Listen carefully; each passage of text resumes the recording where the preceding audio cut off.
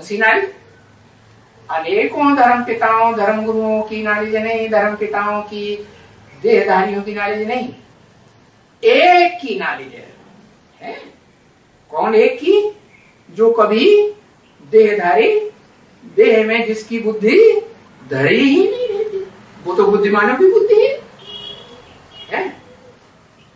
तो जो भी उस एक से नारियल लेते हैं उनकी बुद्धि में बैठता है कि ये नारियल जो हमने ली है कोई देहधारी से नहीं ली है, ये कोई देहधारी की नारियल नहीं है। किसकी नारियल है?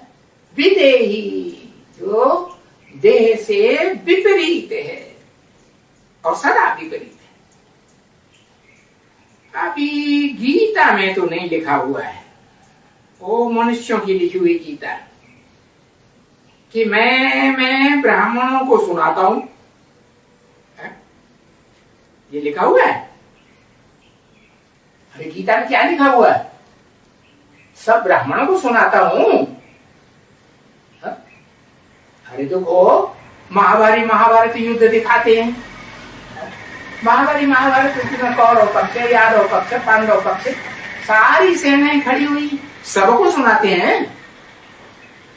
किसको सुनाते हैं? एक को सुनाते हैं या सबको सुनाते हैं? एक के शरीर रूपी रथ में प्रवेश करके सुनाते हैं। ऐसे तो नहीं, सबके शरीर रूपी रथों में प्रवेश कर जाते हैं, सर्वव्यापी हो जाता है। ऐसे होता है क्या?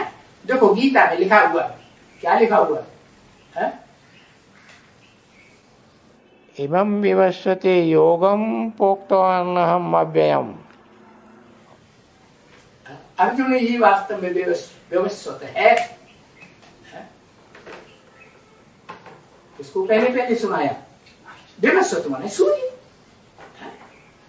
तो विवस्वान ने किसको सुनाया? मनुओं को सुनाया। क्या? अव्वल नंबर मनु कौन? मनुआ, जिसका मन बहुत चंचल, बहुत तीखा है। क्या?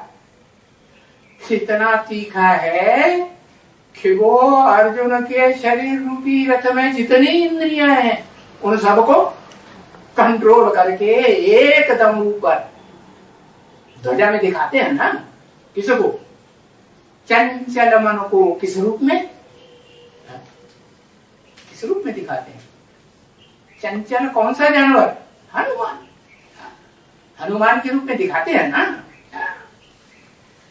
तो देखो जब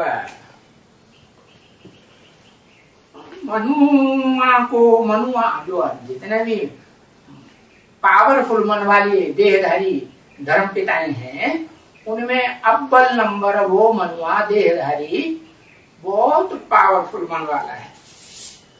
इतना पावरफुल बन जाता है कि वो जिस तन में शिव बाप प्रवेश करते हैं अव्वल नंबर में, उसको भी क्रॉस कर लेता है कि नहीं?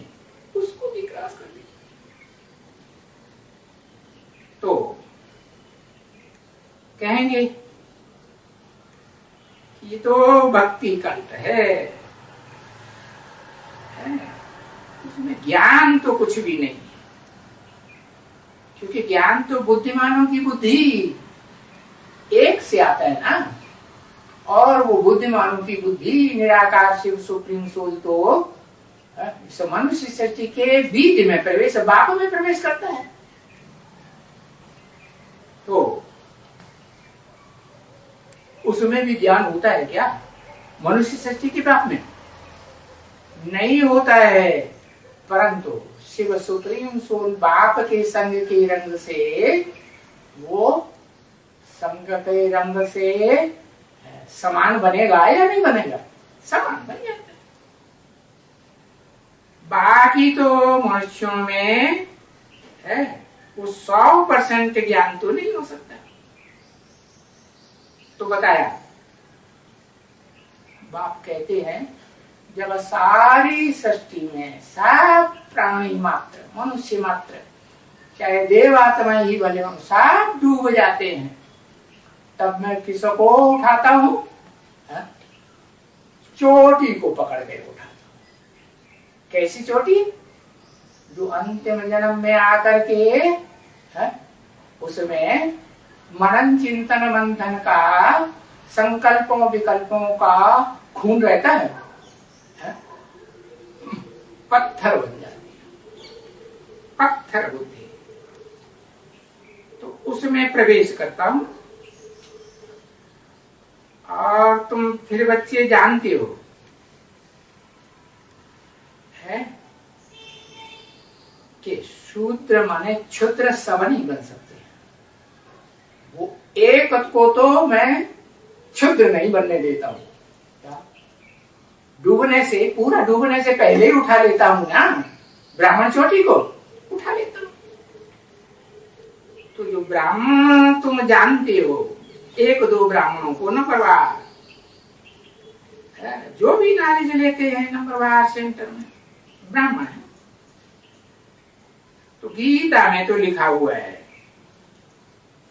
कि मैं ब्राह्मणों को ही सुनाता हूं, है लिखा हुआ है। सब ब्राह्मणों को सुनाता हूं कि एक को सुनाता हूं? एक को सुनाता हूं। एक ही अर्जुन का रथ दिखाते हैं गीता में। मनुष्यों की लिखी हुई गीता में भी मुख पृष्ठ पर एक अर्जुन का ही रथ दिखाया है, कि कोई कौरव पांडव दूसरे का भी दिखाया है, यादव का नहीं। तो ऐसा कोई लिखा हुआ थोड़े ही है कि वो ब्राह्मण कौन है, उसकी तो बात ही नहीं है कुछ भी है। ये जरूर है। साधारणतः मैं प्रवेश करता हूं। ऐसे नहीं कि गोरे चिट्टे लंबे चौड़े है, कोई दमदार प्राणी में बड़े पहलवान में प्रवेश करता हूं, नहीं। अति साधारण। और उस पर मैं है, उस अति साधारण तन में उस पर फिर मैं ब्रह्मा के तन में प्रवेश करता हूं। कारण या कारण है, वो शरीर छूट जाता है। अव्वल नंबर है परम ब्रह्म का शरीर, तो किसमें प्रवेश करता हूं? ब्रह्मा में प्रवेश करता हूं। अरे प्रवेश नहीं करूंगा तो फिर सुनाऊंगा कैसे? तो किसको न किसको सुनाएंगे ना, सुनाते। सारी सृष्टि की मनुष्यात्माएं नंबरवार ब्राह्मण बनती हैं। कल्पांत में जब सारी दुनिया का विनाश होता है, तब सब ब्राह्मण बनते हैं कि नहीं? ब्रह्मा के द्वारा। ऐसे नहीं परम ब्रह्म के द्वारा सृष्टि रची जाती है, ब्रह्मा के द्वारा रची जाती है। फिर जो भी 500-700 करोड़ हैं इस सृष्टि रूपी रंगमंच पर नंबरवार ब्राह्मण, वो ब्रह्मा का बोला हुआ, ब्रह्मा के मुख से बोला हुआ सब समझते हैं, सब नहीं समझ। कौन समझेगा? वो ही अव्वल नंबर ब्राह्मण है जिसमें बाप ने पहले प्रवेश किया। कारण या कारण शरीर छूट गया तो दोबारा जन्म लेके आता है कि नहीं? ब्राह्मणत्व का जो बीज पड़ा हुआ है ज्ञान का, वो नष्ट हो सकता है क्या? नष्ट तो नहीं हो। तो वो दोबारा जन्म लेकर के आती है, और वो आत्मा ब्रह्मा का शरीर छोड़ने के बाद ज्ञान सुनती है कि नहीं? कोई मनुष्य से, पुरुष से सुनती है, जो दुर्योधन दुशासन कहा जाता है उससे सुनती है, या कोई कन्या माता से सुनती है? हाँ, उसी ही कन्या माता से सुनती है। कौन सी? जो यज्ञ के आज में ओम मंडली में पहली उसकी सहयोगिनी थी अंतिम जन्म में, उसके द्वारा सुनता है। तो जो सृष्टि का पहला मनुष्य है, बीज है सारी मनुष्य सृष्टि का, वो कन्या के तन से सुनता है, तो रिजल्ट क्या आता है, अच्छा है या बुरा है? अच्छा ही रिजल्ट आएगा ना। तो इसलिए बाप कहते हैं कि कन्याओं माताओं में धारणा बहुत होती है, क्या नंबर 1 तो होती ही है, लेकिन पवित्रता की धारणा कन्याओं माताओं में बहुत होती है। तो कन्याओं माताओं के मुख से ही सुनना चाहिए। ज्ञान का बीज पवित्र के द्वारा पड़े तो ज्यादा असर करेगा, है? वो ज्यादा धारणा मात्र कही जाती है ना माता कन्या। तो किसको सुनाएंगे, है? समझदार को सुनाएंगे या बुद्धुओं को सुनाएंगे? बाप किसको सुनाएंगे, परमानेंटली किसको सुनाएंगे? अब सुनाएंगे तो जरूर ब्राह्मण कोई ना, परंतु वो तो कुछ लिखा हुआ है ना, है? कुछ लिखा हुआ है क्या, अभी बताया ना। इदम प्रोक्तवान किसको, विवस्वती, विवस्वत सूर्य को कहा जाता है, और किसी को तो नहीं कहा कि ये ज्ञान मैं पहले पहले किसी और को देता हूं, सूर्य को देता हूं। तो लिखा हुआ है गीता में, मनुष्यों की लिखी हुई गीता में भी लिखा हुआ है, परंतु इस बात को जानते कोई नहीं है ना, इस ज्ञान की गहराई को, कि वास्तव में वो विवस्वत कौन है? जो महाभारत युद्ध दिखाया गया है उसमें एक के ही शरीर रूपी रथ में आकर के ज्ञान जिसको सुना दे। अब बच्चों को इस बात में मुझना नहीं है, बस जो भी मनुष्य हैं वो सब हैं तो मनुष्य ना, है? चंचल मन वाले मनुष्य तो हैं ना, और मनुष्य ही सुनाते हैं गीता शास्त्र वेद। बाप तो कोई गीता शास्त्र पकड़ करके, पुस्तक पकड़ करके नहीं सुनाते हैं, या वेदों को हाथ में लेकर के नहीं सुनाते, उनका अर्थ करके सुनाते हैं क्या, हाथ में लेकर नहीं सुनाते। नहीं, बाप के पास जो ज्ञान है ऑलरेडी ज्ञान है, सदा काल वो ज्ञान उसमें रहता ही है, कभी वो ज्ञान नष्ट होता, क्योंकि वो तो अकूट ज्ञान का भंडार है, ज्ञान का सागर है, अगाध सागर, जिसकी गहराई को कोई नाप ही नहीं सका आज तक, न कोई नाप सकेगा।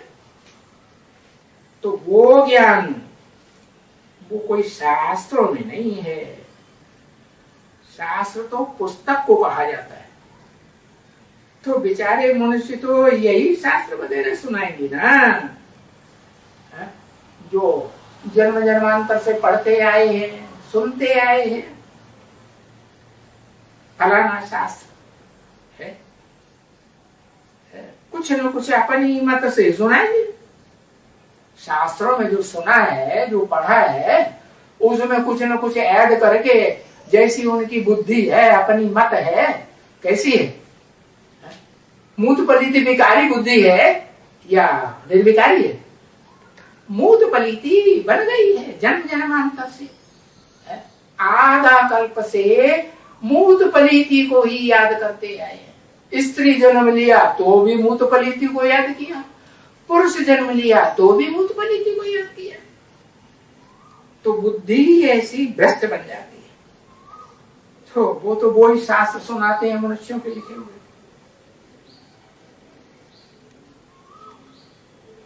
ओम शांति।